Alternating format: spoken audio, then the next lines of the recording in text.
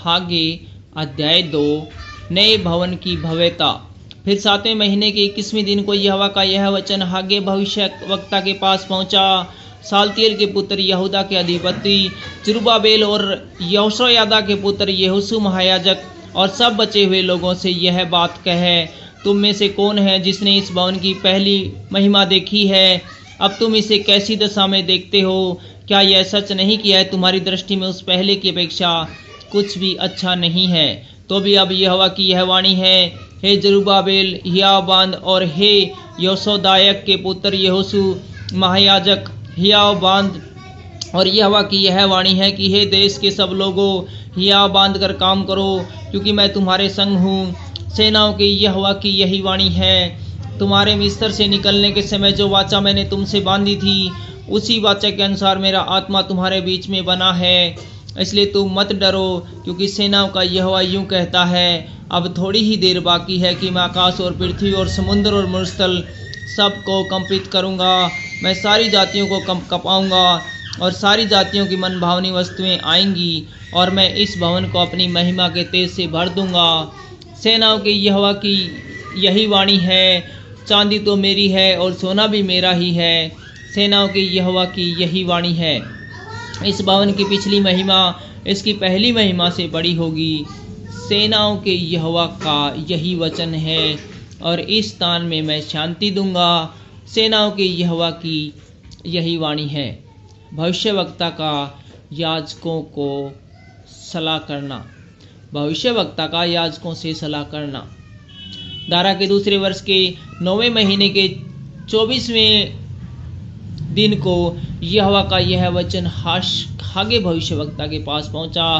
सेनाओं का यहोवा यूं कहता है, याजकों से इस बात की व्यवस्था पूछ, यदि कोई अपने वस्त्र के अंचल में पवित्र मांस बांधकर उसी अंचल से रोटी या पकाए हुए भोजन या दाख मधु या तेल या किसी प्रकार के भोजन को छुए, तो क्या वह भोजन पवित्र ठहरेगा?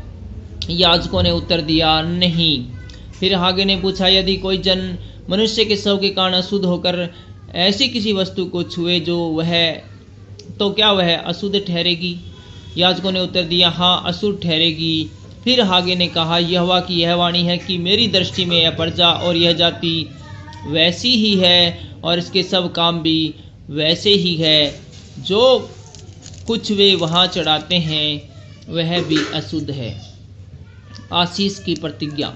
अब सोच विचार करो कि आज से पहले, अर्थात जब यहोवा के भवन में पत्थर पर पत्थर रखा ही नहीं गया था, उस दिन में जब कोई अन्न के 20 नपुओं की आशा से जाता तब 10 ही पाता, और जब कोई दाख के कुंड के पास इस आशा से जाता कि 50 बर्तन भर निकाले तब 20 ही निकलते थे। मैंने तुम्हारी सारी खेती को लहू और गेरुई और ओलों से मारा, तो भी तुम मेरी ओर न फिरे। यहोवा की यही वाणी है। अब सोच विचार करो कि आज से पहले, अर्थात जिस दिन यहोवा के मंदिर की नींव डाली गई, उस दिन से लेकर 9वें महीने के इस 24वें दिन तक क्या दशा थी। इसका विचार सोच समझ कर करो। क्या अब तक बीज खत्ते में है? अब तक दाखलता और अंजीर और अनार और जैतून के वृक्ष नहीं फले? परंतु आज के दिन से मैं तुमको आशीष देता रहूँगा। जरुब्बाबेल से परमेश्वर की प्रतिज्ञा।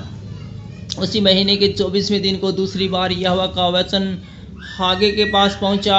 यहूदा के अधिपति जरुब्बाबेल से यूं कहे, मैं आकाश और पृथ्वी दोनों को कबाऊंगा, और मैं राज्य राज्य की गद्दी को उल्ट दूंगा। मैं अन्य जातियों के राज्य का बल तोड़ूंगा, और रथों को सवारों समेत नष्ट कर दूंगा, और घोड़े समेत सवार एक दूसरे की तलवार से गिरेंगे। सेनाओं के यहोवा की यही वाणी है, उस दिन हे सालतिएल के पुत्र मेरे दास जरुब्बाबेल, मैं तुझे लेकर अंगीठी के समान रखूँगा। यहोवा की यही वाणी है, क्योंकि मैंने तुझको चुन लिया है। सेनाओं के यहोवा की यही वाणी है। Thank you.